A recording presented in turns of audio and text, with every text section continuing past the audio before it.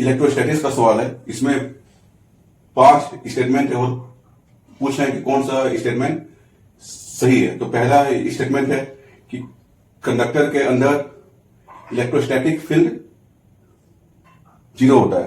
तो कंडक्टर के अंदर अगर फील्ड अगर होता तो करंट जो है वो पास होता। पर इलेक्ट्रोस्टैटिक मीन्स क्या है? इलेक्ट्रो मतलब इलेक्ट्रॉन और स्टैटिक मतलब रुका हुआ। तो इलेक्ट्रॉन अगर रुका हुआ है तो उसके अंदर कोई नेट फील्ड नहीं है। तो कंडक्टर के अंदर हमेशा ही नेट फील्ड जो है वो 0 होता है, या इलेक्ट्रिक फील्ड जो है वो 0 होता है। हम नेट फील्ड क्यों कह रहे हैं? क्योंकि मान लो ये कंडक्टर है और बाहर से आप इसमें कोई इलेक्ट्रिक फील्ड दे रहे हो, तो बाहर से फील्ड दो चाहे मत दो, इसमें फील्ड हमेशा ही 0 होता है।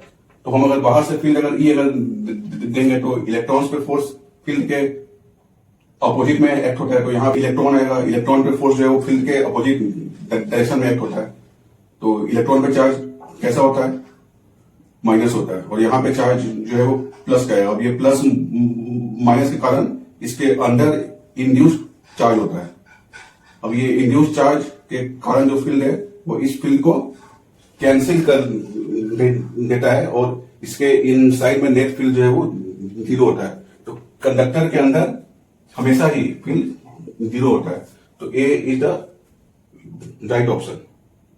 अब हम अगर बी में आए तो electric field at the surface of charge conductor does not depend on surface charge density. तो कंडक्टर के सरफेस के जस्ट बाहर जो फील्ड है वो सिग्मा अपॉन एप्सिलॉन नॉट होता है। ठीक है, आप अगर कैपेसिटर के केस में अगर ध्यान अगर हो तो इसके बीच जो फील्ड है वो सिग्मा अपॉन एप्सिलॉन नॉट होता है। ठीक है, तो कंडक्टर के बाहर में फील्ड जो है वो सिग्मा अपॉन एप्सिलॉन नॉट होता है और सिग्मा जो है वो सरफेस चार्ज डेंसिटी है। तो यहां पे कह रहा है कि डज नॉट डिपेंड, तो ये हो गया रॉन्ग।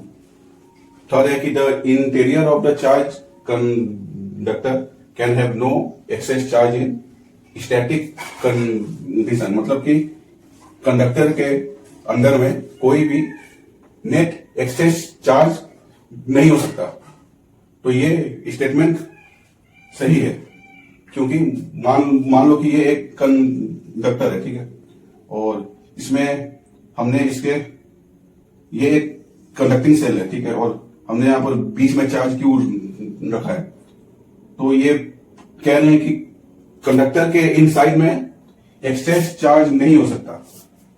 तो आप अगर एक गॉसियन सरफेस अगर इस कंडक्टर के इनसाइड से बनाओगे तो by Gauss law E dot DS is Q upon epsilon naught. तो क्योंकि कंडक्टर के इनसाइड में फील्ड तो हमेशा 0 होता है, तो ये टर्म 0 हो गया।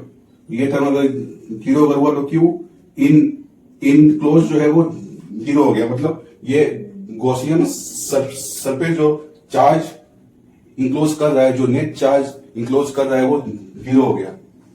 यानी कंडक्टर के इनसाइड में कभी भी नेट चार्ज नहीं होता है। तो यहां अगर क्यू अगर है तो इसके इनसाइड में इसके इनसाइड सरफेस पे चार्ज इंड्यूस होगा माइनस क्यू। अब क्योंकि ये कंडक्टर इलेक्ट्रिकली न्यूट्रल है तो यहां अगर माइनस क्यू अगर आएगा तो बाहर वाले सरफेस पे आ गया चार्ज प्लस क्यू। तो जो चार्ज इनसाइड में है वो सरफेस पे आ गया और इसके इनसाइड में नेट चार्ज है वो 0 होता है। सो this is the right option. चौथा है कि चार्ज कंडक्टर के केस में इलेक्ट्रोस्टैटिक फील्ड जो है वो हमेशा ही सरफेस के परपेंडिकुलर होता है। ऐसा क्यों? क्योंकि मान लो कि ये एक कंडक्टर है और फील्ड जो है वो सरफेस के परपेंडिकुलर नहीं है। मान लो ये 5 है, सरफेस से थीटा एंगल पर इलेक्ट्रिक फील्ड है। तो इस फील्ड के को हम अगर दो कंपोनेंट में अगर तोड़े ई कॉस थीटा और ई साइन थीटा, तो ये ई कॉस थीटा फील्ड के कारण इलेक्ट्रॉन्स जो कंडक्टर में फ्री हैं उस पर फोर्स एक्ट होगा और उस फोर्स के कारण वो मूव करना स्टार्ट करेंगे। तो वो अगर मूव होंगे तो क्या इलेक्ट्रोस्टैटिक कंडीशन अब मेंटेन होगा। जब इलेक्ट्रॉन्स मूव करना स्टार्ट किए तो स्टैटिक कंडीशन जो है वो टूट गया।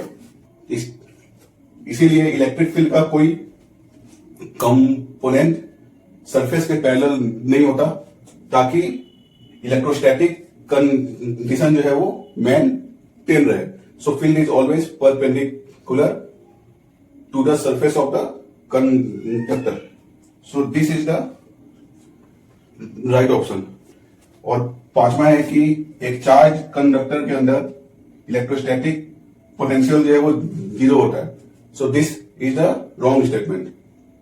एक कंडक्टर के अंदर इलेक्ट्रोस्टैटिक पोटेंशियल जो है वो उसके सरफेस पे जितना है उतना ही होता है। यानी ये मान लो एक सेल है, ये मान लो एक कंडक्टिंग सेल है और ये कंडक्टिंग सेल जो है वो चार्ज है। ठीक है, चार्ज है तो सारा चार्ज जो है इसके सरफेस पे होगा। तो आप अगर बाहर से इस कंडक्टिंग सेल के अगर इन साइड में अगर आओगे तो बाहर में इस सेल के कारण कुछ इलेक्ट्रिक फील्ड होगा और अगर इलेक्ट्रिक फील्ड अगर होगा तो डीवीवी जो है वो कितना होता है माइनस ई डॉट डीआर होता है। तो आप अगर यहां से यहां अगर आए तो डीआर की कुछ वैल्यू होगी और फील्ड की कुछ वैल्यू है ही, तो डीवी की कुछ वैल्यू होगी। मतलब यहां से यहां जब आप आओगे तो पोटेंशियल में कुछ चेंज होगा। लेकिन आप जैसे ही कंडक्टर के इन साइड में आओगे तो इलेक्ट्रिक फील्ड जीरो हो गया। तो इलेक्ट्रिक फील्ड जब जीरो है तो डीवी जो है वो जीरो होगा और डीवी अगर जीरो होगा तो चेंज इन पोटेंशियल जीरो हो गया। मतलब पोटेंशियल हर जगह जो है वो कांस्टेंट है और वो कितना है जितना सरफेस पे था। और सरफेस पे पर पोटेंशियल जो है वो सेम होता है। सरफेस पे पोटेंशियल सेम होता है क्योंकि आप अगर सरफेस पे एक पॉइंट से दूसरे पॉइंट अगर जाओ तो इलेक्ट्रिक फील्ड और डिस्प्लेसमेंट जो है वो परपेंडिकुलर है क्योंकि field is always perpendicular to the surface. इसीलिए ई डॉट डीआर जो है वो जीरो हो गया और डीवी जो है वो जीरो हो गया। तो सरफेस पर पोटेंशियल की वैल्यू हमेशा ही सेम होती है और उसके इन साइड में उतनी ही होती है जितनी सरफेस पे थी। क्योंकि आप अगर यहां से यहां आ रहे हो तो डीवी जो है वो जीरो हो गया। तो डीवी अगर जीरो अगर है मतलब यहां जो पोटेंशियल है वही यहां पे होगी। So this is the wrong option. So the correct option is A, C and D. Option A.